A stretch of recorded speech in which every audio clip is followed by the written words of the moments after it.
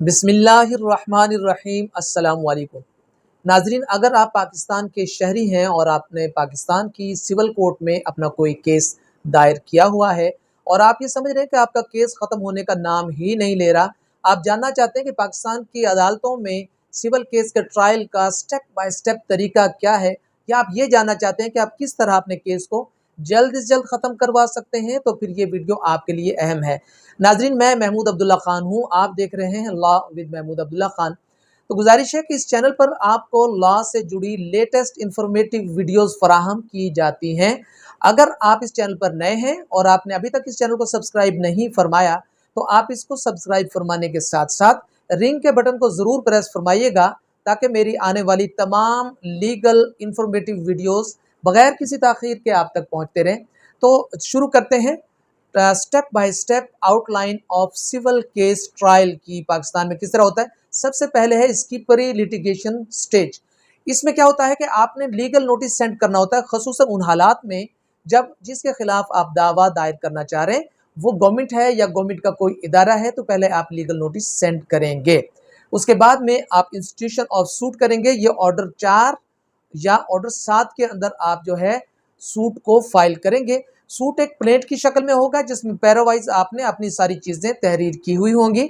उसमें आप अपनी काज ऑफ एक्शन के बारे में बताएंगे, अपनी जुरिस्डिक्शन के बारे में बताएंगे और उसमें कोर्ट फी के बारे में बताएंगे, और जो आपका क्लेम है उसके बारे में आप डिस्कस करेंगे। सूट आपने फाइल कर लिया। अब इससे आगे आ गया जनाब इशुएंस ऑफ समन्स, यानी जब उसकी स्क्रूटनी हुई और अदालत इस नतीजे पर पहुंची कि आपके सूट में तमाम रिक्वायरमेंट्स पूरी हैं, तो फिर कोर्ट समन करेगी डिफेंडेंट्स को ऑर्डर 5 के तहत। उनको समन किया जाएगा कि आएँ और आप अपने सूट में जो आपके मुखालिफ जो सूट है उसमें जवाब दें। उसके बाद में जनाब जब वो आ जाएंगे तो फिर अपना वो तहरीरी जवाब देंगे, और उसको कहते हैं रिटन स्टेटमेंट। ऑर्डर 8 में रिटन स्टेटमेंट का मुकम्मल तौर पर तरीकाकार मौजूद है। डिफेंडेंट रिप्लाई करेगा पैरावाइज, या फिर अगर वो ये समझता है कि कोई उसका ज़ाती क्लेम भी मौजूद है तो फिर उसी दावे के अंदर वो अपना क्लेम भी तलब कर सकता है। उसमें प्रीलिमिनरी ऑब्जेक्शंस भी वो रेज कर सकता है, और लेकिन वो रिटन शेप में होगा। तो इसके अलावा जनाब अब दावा हो गया, तो फिर यहाँ पर अदालत दोनों यानी दावा और जवाब दावा को देखेगी, और उन चीज़ों में यानी दावा में और जवाब दावा में जो मुतनाज़िया चीज़ें उभर कर सामने आएंगी, हल तलब चीज़ें सामने आएंगी, वो अदालत उसमें से निकालेगी और उनको कहते हैं इश्यूज़।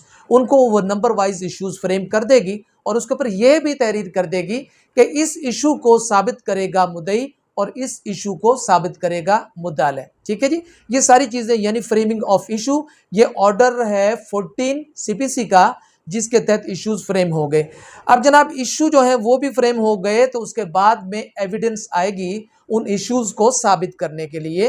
पहले एविडेंस आएगी मुद्दई की, और वो उन तमाम इश्यूज को जो उसके लिए बर्डन ऑफ प्रूफ वो जिनका उस मुद्दई के ऊपर है वो उनको साबित करेगा, अपने दावा को साबित करेगा। वो उसमें बयान देगा और उसके बयान के ऊपर मुद्दाले उसका वकील जिरा करेंगे, क्रॉस एग्जामिन करेंगे।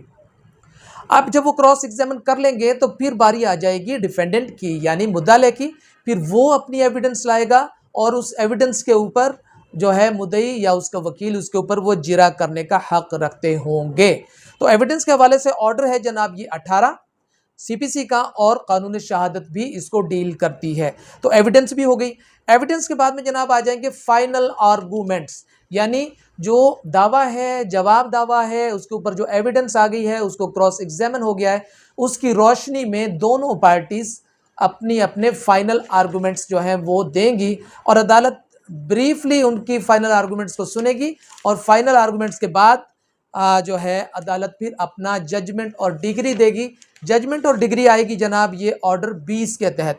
ठीक है जी, कोर्ट तमाम प्रोसीडिंग्स को सुनने के बाद जजमेंट देगी कि जनाब ये केस दुरुस्त है, ये डिग्री होता है, या ये पार्शल डिग्री होता है, या ये डिसमिस किया जाता है। तो उसके साथ वो डिग्री भी देगी ऑर्डर 20 के तहत। अब जब जजमेंट भी आ गई और डिग्री भी आ गई, तो एक पार्टी के हक में फैसला हो गया, एक पार्टी के मुखालिफ फैसला हो गया। तो जिस पार्टी के मुखालिफ फैसला हुआ उसके पास इसकी रिव्यू के, अपील के और रिवीजन के इख्तियार मौजूद हैं। रिव्यू शक्ल में होता है कि जब क्लैरिकल कोई मिस्टेक हो गई हो तो वो उसकी दुरुस्ती करवा सकते हैं। अपील सेक्शन 96 है सीपीसी का, जिसके तहत अपील जो उसका अपेक्स कोर्ट है उसमें अपर फोरम पर दायर होगी। रिवीजन जो है 115 सीपीसी के तहत होती है, यह लिमिटेड केसेस में ही दायर की जाती है, आमतौर पर अपील ही होती है। अब जनाब उसका भी फैसला हो गया और उसके बाद में जब एक चीज़ तय हो गई कि ये पार्टी इस चीज़ की मुस्तहिक है, तो जनाब फिर उसकी एग्जीक्यूशन होगी, इजरा होगी ऑर्डर 21 के तहत, और उसका रिलीफ जो बनता है वो दिलवाया जाएगा। तो मुख्तसरन दोबारा ये बता दूं कि जनाब civil suit step by step वो फाइल हुआ। पहले प्री जो अपने इंस्टीट्यूशन ऑफ सूट से पहले प्री स्टेज है, उसके बाद में जनाब प्लेट आ गई, प्लेट के बाद में समन्स आ गए, फिर रिटन स्टेटमेंट आ गई, फिर इश्यूज आ गए, फिर एविडेंस आ गई, फिर आर्गूमेंट्स आ गए, फिर जजमेंट एंड डिग्री आ गई, और फिर अपील आ गई, और अपील के बाद में इजरा की कार्रवाई। इस तरह मुकम्मल तौर पर एक दावा की कार्रवाई जो है वो मुकम्मल हो जाएगी। ये स्टेप बाय स्टेप है। अब अगर आप ये चाहते हैं कि आपके केस का फैसला जल्द से जल्द हो, तो फिर आप कोशिश कीजिए ईच एंड एवरी डेट पर आप जो है कोर्ट के सामने जाएं, और हर डेट पर आप कोर्ट से ये जिद करें, रिक्वेस्ट करें कि जनाब डेट्स जो हैं वो शॉर्ट हों।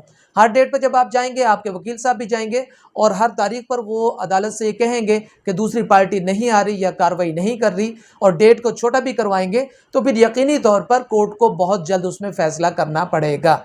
वीडियो पसंद आए तो इसे लाइक करें। इस तरह की दीगर वीडियोस भी आपको पहुंचती रहेंगी। अपना भरपूर ख्याल कीजिएगा, मुस्कुराते रहिए। अल्लाह हाफिज़।